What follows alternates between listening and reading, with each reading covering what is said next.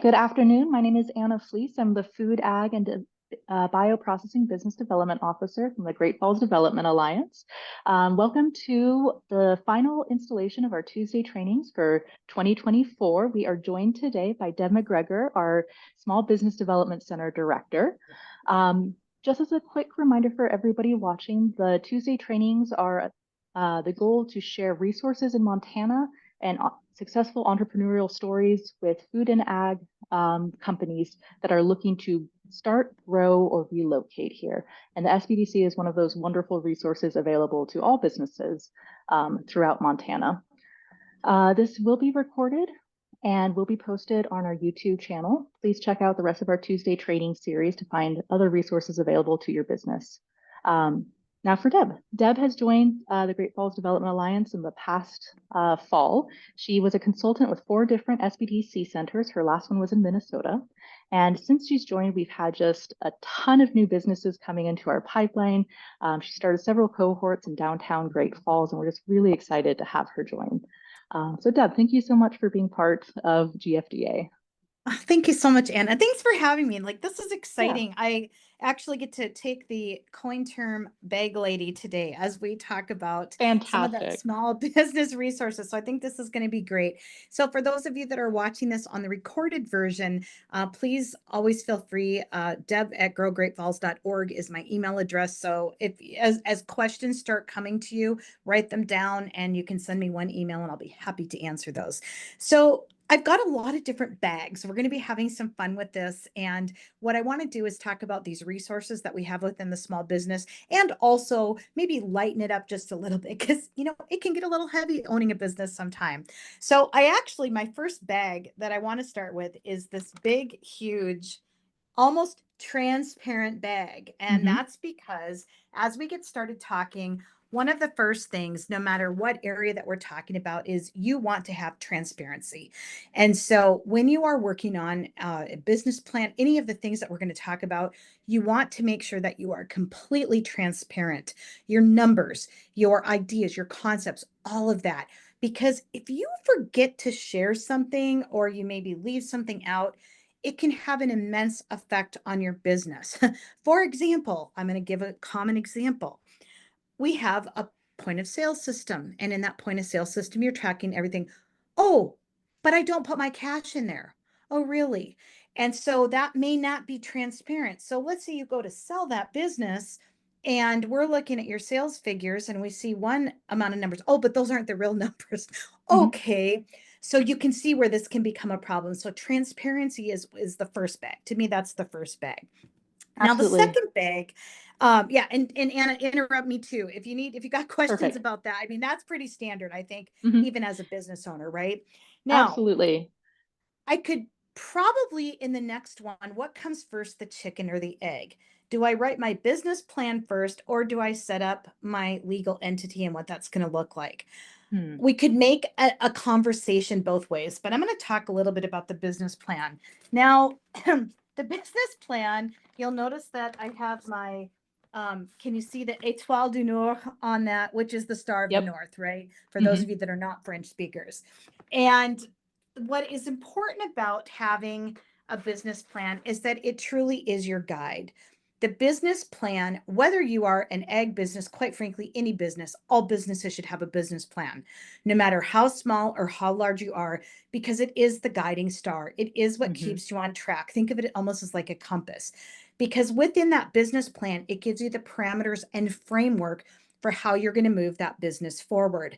And honestly, this is actually one of the biggest mistakes I see is people just start the business, they don't have a plan, and then they do what I call the curly Q. And so, oh, Hmm. I'm over here, now I'm over here, now I'm over here. The challenge becomes it's very hard to put financials together and very hard to keep yourself tracked and on focus if you Hmm. don't have some sort of a framework or a plan. Now, business plans can be modified, right? If all of a sudden there's a change in the market or a change in trade tariffs, or all of a sudden we have issues with the border or things that are Hmm. happening, we may need to make some adjustments, right? Yep. But the business plan is I like to call it, it's a working active plan. Hmm. Now, one of the things I love about the work we do in the Small Business Development Center is we use something called Live Plan. And with Live Plan, you can actually go in there, you can change your financials, your project. There's a lot of stuff we can do in there. Your business plan is one of them.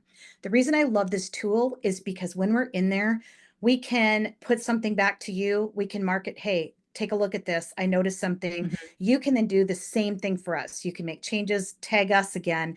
So we can have a back and forth going that is a secure located portal so Mhm. that first of all, your data is obviously secure. And also it gives us a way to communicate without email, because things get lost in email, right? So that's one Absolutely. thing I love. So think about your business plan as the guiding star. Then we get into this conversation All around right. legal So Deb, entity. let's say Yes. that let's say I'm a new company. I want to do a sauerkraut company and start off, right? So at what point would I come to you? Is it when I'm thinking of starting a business plan or after I've When got one you already written even up? when you even get the idea, come and talk Perfect. to us. The Mhm. sooner the better. Because sometimes what happens, I actually just ran into the Mhm. situation. I was meeting with a client, and the client had actually sort of jumped the gun on something a little bit and actually ended up spending quite a bit of money for something that probably didn't need to happen.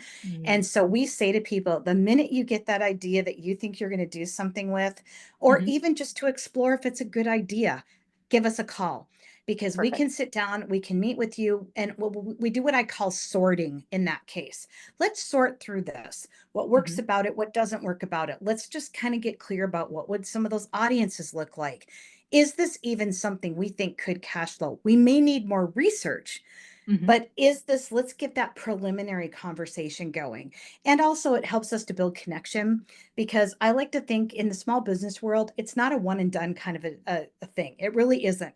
This is somebody that you're going to be working with. We're working with Mhm. businesses now that have been here for 5 years, and they just need a little tweaking in the plan, or maybe they want to expand. Like, there's so many different, and the more, like, the stronger that you have that connection, the more we can keep going. So that's a great thing. Okay, did that answer your question? It did. All right. So let's just use me as Okay, the and I just have to sauerkraut. tell you, Mhm. now I'm sort of Yeah. like craving brats and sauerkraut. I mean, just because Happy to it's do such a, that. right? Oh Yep. my gosh. Why did you do Anytime. that to me? Oh my gosh. Okay. We can do a cookie maker, but I don't think that would help. Yeah, but then Yeah. I'm going to be craving sugar cookies. That's not Yeah. going to happen. Okay. So perfect. Okay, okay. Yeah. Go So ahead. I'm a sauerkraut maker. I've come to you. We've kind of worked out my business plan, and I'm like, all right. So now that we've kind of got a sense of what I want to be, how do I set up my company? Yep. So that's the legal entity Hmm. piece. So I'm going to show you our legal entity bag, and you'll get a Perfect. kick out of this one, I think. So first of all, by the way, I did choose a cold pressed juice company. Love I it. realize they're not here yet. Hmm. But what I love about the entity bag is you'll notice, see how I have that little insulated area? Hmm. Because that's really what you want to think about your entity, in a sense, is it can potentially be a little bit of isolation or protection, if you will. The Yeah. reason is that this is now your business. Now, sometimes we can be the business, right? Like if I'm a public speaker, I kind of am the business, right? That doesn't mean that I still can't separate the business from who I am as an individual. This becomes important for liability, insurance, tracking your expenses, Hmm. having a separate checking account, all of these kind of things. Legal entity is actually one of the biggest calls that we get. Should I be a sole proprietor? Should I be an LLC? Do I want to be a C or an S corp? Like, what does that look like? I always like to tell people, first of all, we are not accountants and we are not attorneys. What we can do is at least give you some basic information. Primarily, it's actually on the Secretary of State website. And also, sometimes people just want to talk this through with someone. What would be the reason I'd want to be a sole proprietor? What would be the reason I'd want to be an LLC? When Hmm. would I think about actually looking at a corporation? Like, what does that look like? And these are some of the conversations that we can have. But I like to think of it as that insulated bag. That's the bag that's sort of that little bit of protection around me. I'm going to keep that business just separate Hmm. from who I am as an individual. And also, I kind of like to see it sort of just double clicks on the fact of I'm a business owner.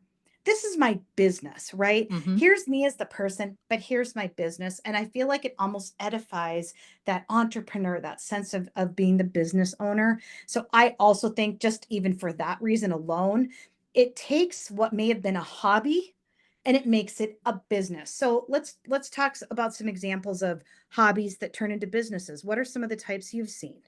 Absolutely. So the largest transition that we see is that people want to start off with the farmers market or under the Local Food Choice Act in Montana. And if you're interested in learning more about that, we have a Tuesday training from back in July.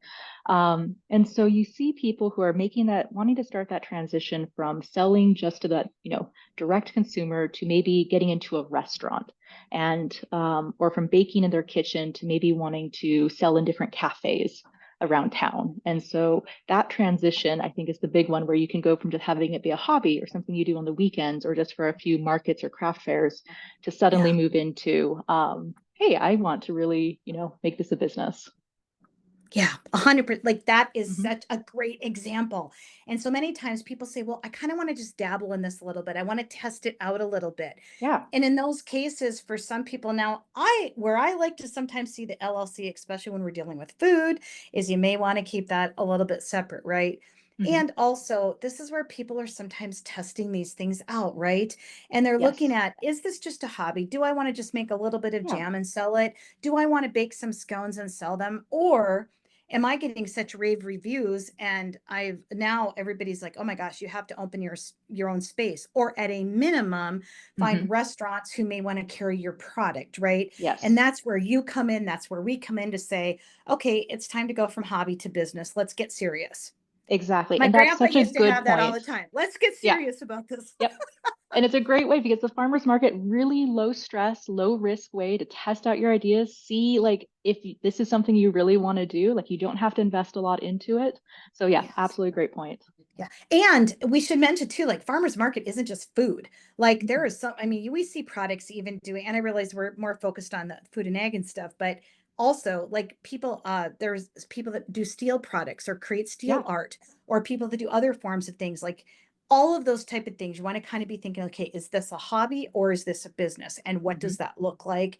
And so that's just a great, I love that example. And I just love that real life example. So if you Yeah. have, excuse me, questions on the entity, obviously the Secretary of State website is an excellent resource for you.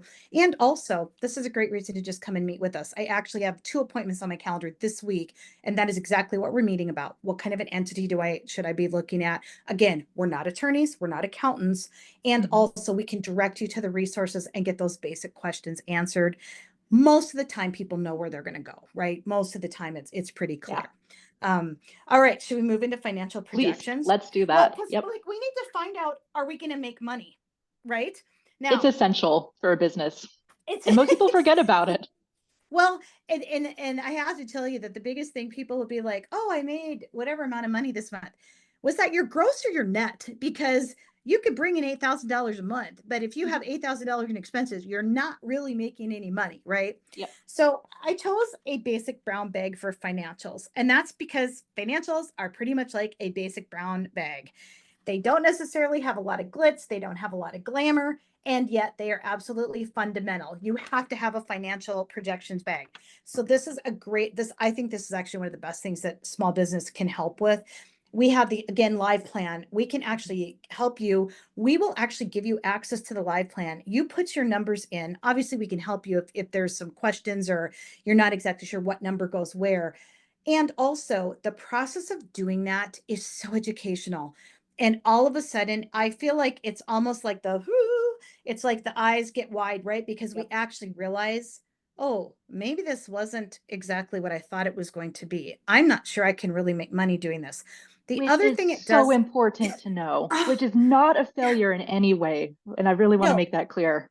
oh my gosh, you want to know this now, not later. Yes. Trust me on this. I think I worked with 400 businesses last year. You want to know now, not later.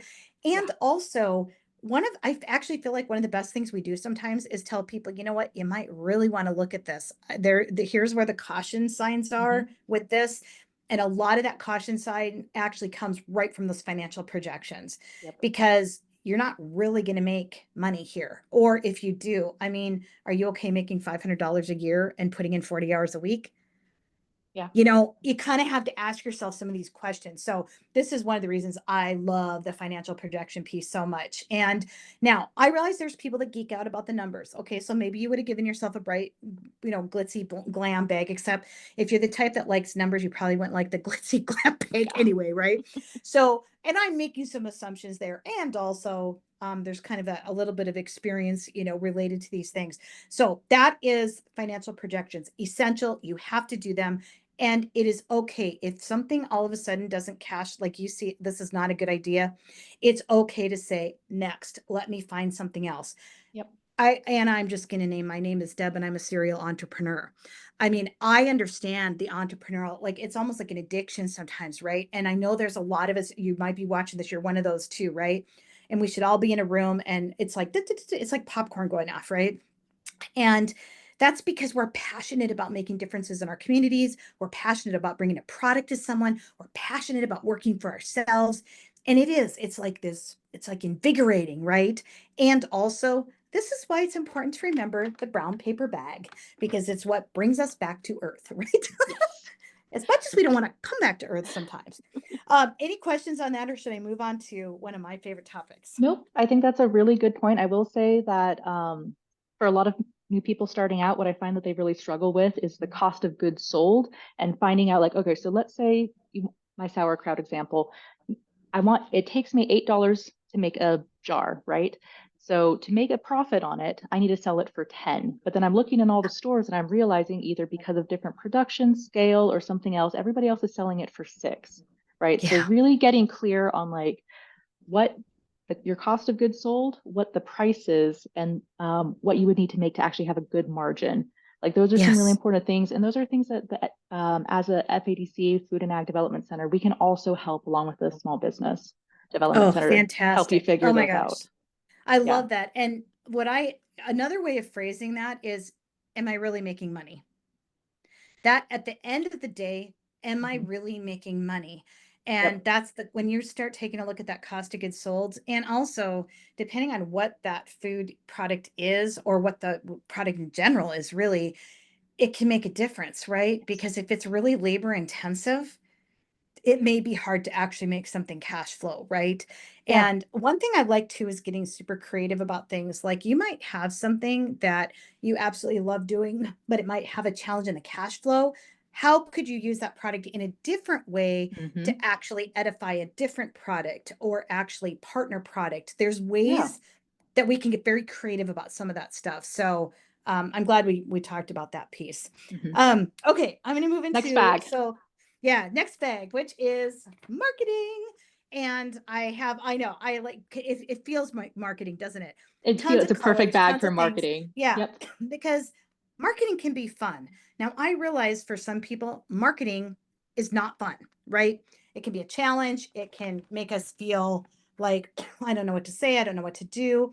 And also, if you are not marketing, it's sort of like you could be the best kept secret. Now, we all know word of mouth is still to this day it is the best way to market, right? Hmm. What's interesting, and I did actually, I'm going to kind of tie it a little bit with my social media strategy because, Perfect. let it snow. Because the minute you start word of mouthing, it is like a bunch of snow coming down. And Hmm. just like the snowman on there, most of the time it sticks. Because if you have the word of mouth marketing, most people are going, if somebody referred that to you, they know that it's something you would like. More likely than not, Yep. it's going to stick. You're going to actually get some sales from that, right? Also, with marketing, we need to be creative when we start thinking about different strategies. There is a lot of free, I'm going to use the term free or very low cost marketing. A lot of people don't even think about writing press releases that go into, especially some of our smaller community, rural community places, hanging a poster in the coffee shops. I know it's old school, but guess what? Watch your own behavior when you walk into a cafe. Where do you notice that you go to look? Like it's just a cool thing, 100%. Hmm. right? Like it's a thing. Also, I like to think about when someone takes a picture at your place of business, have them post it on their thing and make sure you get hashtagged in it, right? Hmm. Like there's so many different ways. That's kind of a word of mouth. And also it ends up becoming a social media strategy as Yep. well. Writing blogs, doing podcasts, being a host or a guest. You can host or guest on Hmm. podcasts, right? Also, a new thing I like to talk about is collaborate with complementary businesses. So, if I'm a person who is making amazing flour, and that is what I do, and also there's somebody over here who makes natural sauces or something that or spices, Compliment each other right on each other's blog. Have a guest Yeah. blog that comes out Hmm. because first of all, it gives you more content.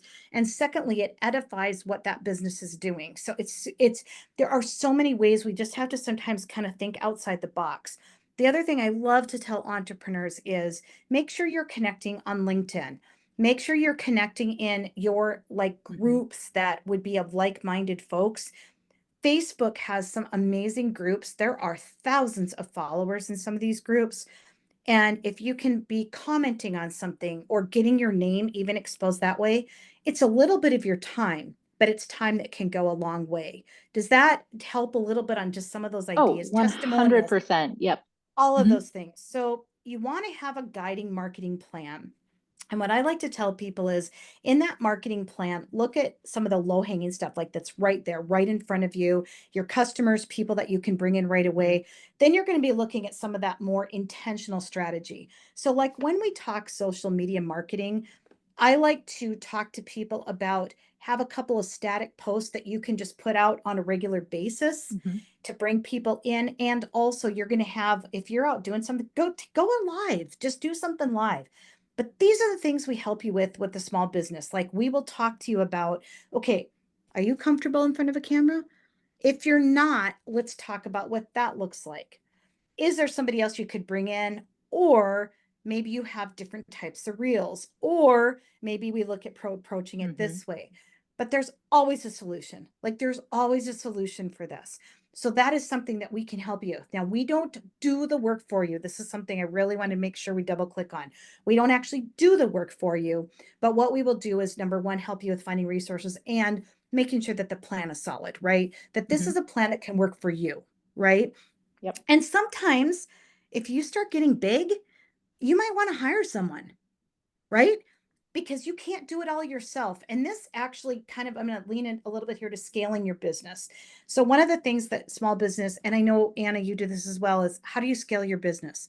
This thing that started as the hobby, all of a sudden now you're like selling spices all over the world. And it's like, Hmm. how do I scale this? Guess what? That hobby that you used to be able to run yourself, you can't do that anymore if you get that big. So what does it look like to actually start scaling that business in a different way? What actually can you start outsourcing? Hmm. When do you start outsourcing it? And that is again some of the conversation that we can have with you with small business. So okay, we just have a couple more bags to cover. Um, Excellent. profit loss. Okay, now you will get a kick out of this. I found this super cool stripe bag Oh, because there's a fantastic. bottom line, right? Hmm. We have a Perfect. bottom Yep. line of whether or not we are actually making money and doing, I'm going to be pretty bold here, a monthly profit loss is essential because here's what we don't want to do. We don't want to hide our head in the bag because if we are not aware of what's going on or aware of if we're actually making money, we might be avoiding a difficult conversation to have with ourselves, maybe a difficult conversation with the accountant, a difficult conversation with other people that might be at the table. Avoidance is not a good strategy here, friends. I cannot stress this enough. Yeah. If you know what's happening each month with that, what we call the P&Ls with your profit and loss, you will be such a better business owner because you will really have a handle on things and you can make better decisions. Because if you all of a sudden find that something over here isn't making the money like you thought it was going to make, then you can go, oh, I need to make a shift. I need to look at a different product, or I'm really not making that much money with this Mhm. particular product, but I'm making a ton of money with this one. I'm moving my energy over here. And now I'm going to expand that product even more. So that's some of the other stuff that we can look at in the profit and loss. And what I, again, live plan, this is something you can pull right out of live plan. And also we can help you with that. So if you're like going, oh my gosh, I had no idea I should be doing this. No worries. We can help with that. And that's, again, that's part of why we're here. And this Okay. I've ties just back to got, your transparency yeah. as well, is that if you are being very transparent, you're logging every sale, cash, every expense that you do in your accounting software, which there are free versions available, you can run those reports really quickly and really get a good sense of how your business is doing. So much like it's just so essential. I know we just have a couple minutes left, so I want to make sure I get this in. So this is this is our tree bag, which I kind of represented a little bit of ideation with this, and I want to explain ideation creativity because it's sort of like you could take a tree and put it here. And we could think of a ton of different ways what we could do with that tree, right? And it might be some people would want to decorate it. Some people might want to chop the tree for firewood. So like there's so many different ways we could use a tree. You never underestimate the power of creativity and ideas in running your business. I'm a firm believer. I've done actually a lot of studying on creativity. Creativity is what keeps us from getting stuck. Creativity is what keeps us it keeps that movement going. Creativity keeps it fresh. Creativity helps us avoid burnout. Creativity will work on so many layers for your business. And one of the things I always encourage people to do is you've got to make sure you're giving yourself some time and space to step back from the business. And whether it's the creative space, the creative energy, I have clients that tell me their best creative energy is when they take a shower in the morning.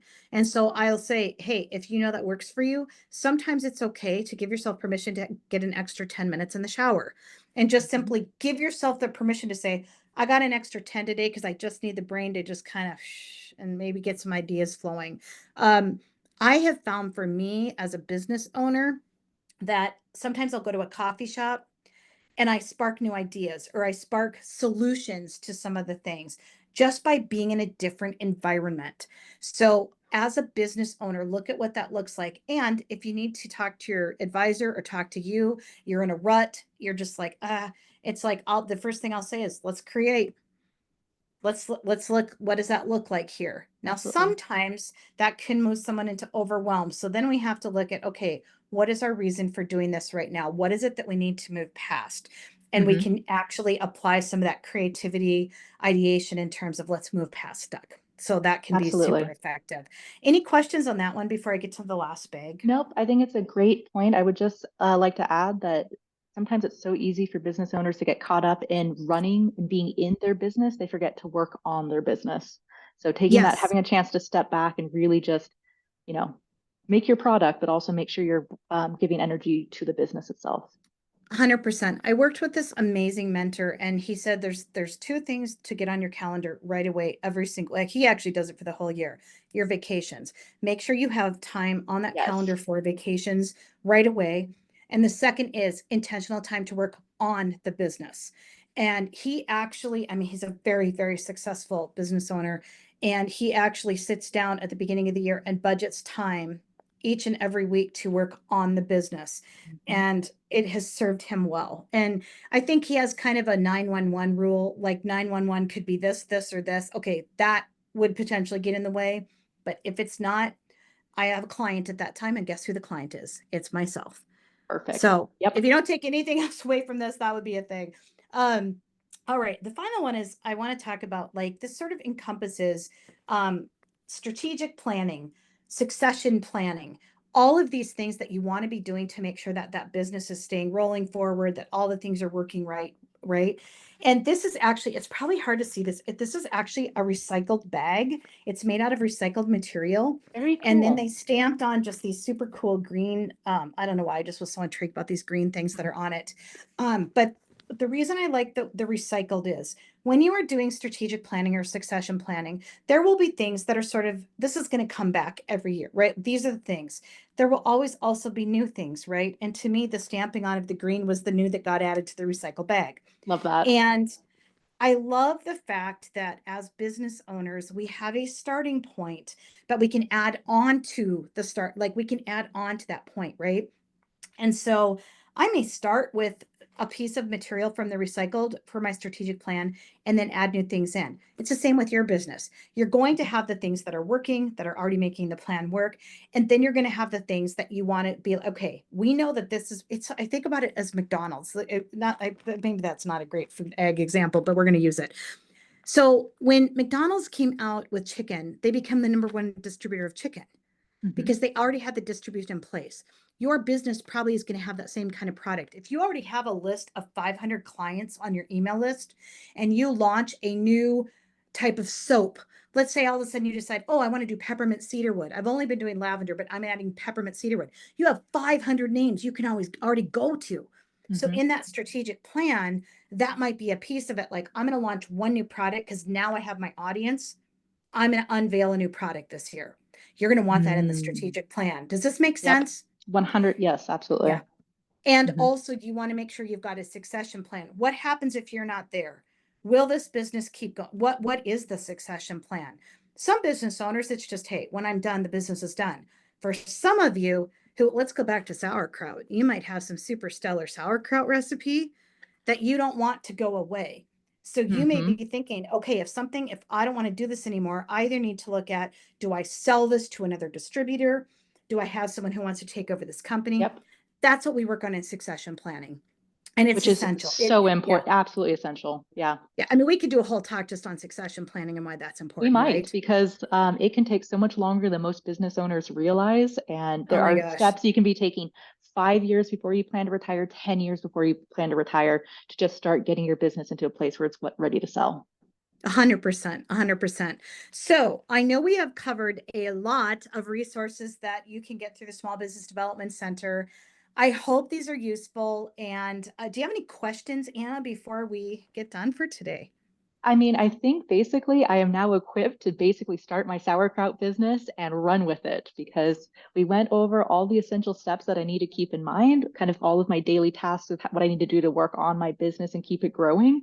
And it's just fantastic that all of this is available for free.